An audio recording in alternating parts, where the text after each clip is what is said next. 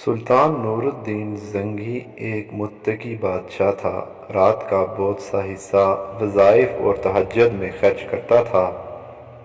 ایک رات جب وہ سوئے تو حضور اکرم صلی اللہ علیہ وسلم کی زیارت نصیب ہوئی۔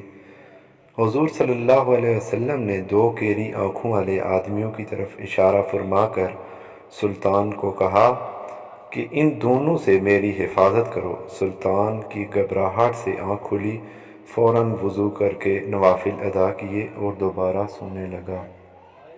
دوبارہ خواب میں وہی دونوں آدمی دکھائی دیے اور حضور صلی اللہ علیہ وآلہ وسلم کا فرمان کہ ان دونوں سے میری حفاظت فرماؤ۔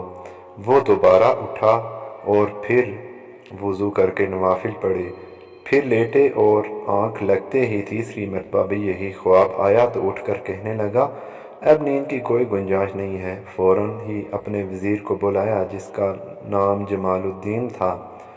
وہ نیک اور صالح شخص تھا۔ اس سے سارا قصہ سنایا۔ اس نے کہا کہ اب دیر کرنے کی ضرورت نہیں ہے بلکہ فوراً مدینے کی طرف چلتے ہیں۔ وہ اس خواب کا تذکرہ کسی سے نہ کریں۔ بادشاہ نے فوراً رات کو ہی تیاری کی اور 20 مخصوص خدام کے ساتھ اونٹوں پر بہت سا مال لادہ کر مدینہ طیبہ کو روانہ ہو گئے اور مدینہ منورہ پہنچ کر انہوں نے روضۃ الجنت میں 2 رکعت نفل پڑھے اور سوچتے رہے کہ کیا کریں۔ جب اہل مدینہ جمع ہوئے تو وزیر نے اعلان کیا، سلطان تشریف لا رہے ہیں اور اہل مدینہ سے بخشش اور اموال بھی تقسیم کریں گے اور بہت بڑی دعوت کا اہتمام ہے۔ اس میں سارے مدینے کو مدعو کیا گیا۔ بادشاہ کے سامنے سارے لوگ حاضر ہوئے، خیرات شروع ہوئی۔ بادشاہ ہر ایک کو یکے بعد دیگرے بہت غور و خوض سے دیکھ رہا تھا، لیکن وہ دونوں شخص اس کو نظر نہیں آ رہے تھے۔ اب بادشاہ پریشان ہوا کہ کیا کروں، لیکن انہوں نے مدینے والوں سے پوچھا کہ کیا کوئی شخص خیرات سے رہ تو نہیں گیا؟ انہوں نے کہا، 2 نیک مرد متقی پرہیزگار مغربی لوگ، وہ نہ کسی سے ملتے ہیں نہ کسی کے صدقات و خیرات میں حصہ لیتے ہیں، وہ یکسو رہتے ہیں اور گوسہ نشین ہیں۔ سلطان یہ سن کر خوش ہوا اور پھر حکم دیا کہ ان دونوں کو میرے پاس لے آؤ۔ وہ دونوں جو ہی سلطان کے پاس پہنچے تو سلطان نے فوراً انہیں پہچان لیا اور ان سے پوچھا کہ تم کون ہو؟ انہوں نے کہا کہ ہم روضہ رسول کی زیارت اور حج کرنے آئے تھے۔ حج سے فراغت اور زیارت نبوی کر کے حضور اکرم صلی اللہ علیہ وسلم کے پڑوس میں رہنے کی تمنا ہوئی تو یہاں قیام کر لیا۔ سلطان نے کہا، سچ سچ بتاؤ کون ہو تم اور کس ارادے سے آئے ہو؟ وہ اپنی ہی بات کہتے رہے۔ پھر بادشاہ نے لوگوں سے دریافت کیا کہ یہ کہاں ٹھہرے ہیں۔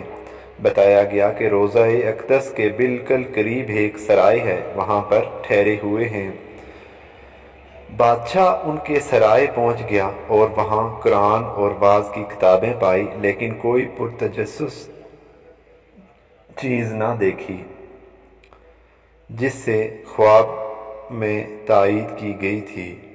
بادشاہ بہت پریشان اور متفکر تھا۔ اہل مدینہ بہت کثرت سے سفارش کے لیے حاضر ہو رہے تھے کہ یہ نیک بزرگ دن بھر روزہ رکھتے ہیں اور روزہ اطہر میں نبی کریم صلی اللہ علیہ وسلم پر درود پڑھتے ہیں، ہر صبح جنت البقیع کی زیارت کو جاتے ہیں، ہر ہفتہ مسجد قباء کی زیارت کرتے ہیں، سائلوں کا سوال رد نہیں کرتے۔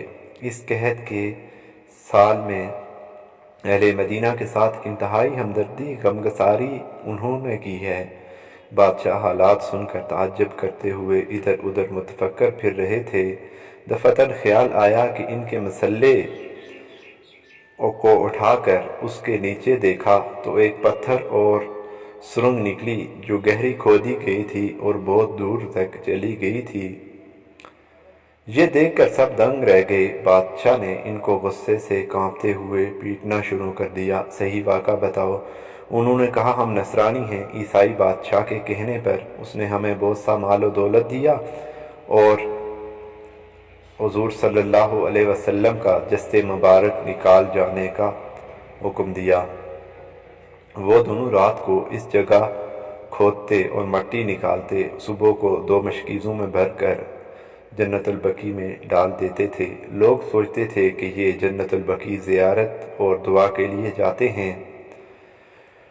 نور الدین زنگی نے جب یہ پورا واقعہ سنا تو اس نے اس کے سر قلم کر دیے اور روضہ رسول کے گرد اتنی گہری خندق کھودوائی کہ پانی تک پہنچ گئی اور اس میں سیسا پگھلا پر بھروا دیا تاکہ آئندہ کوئی مردود ایسا کام ہرگز نہ کر سکے۔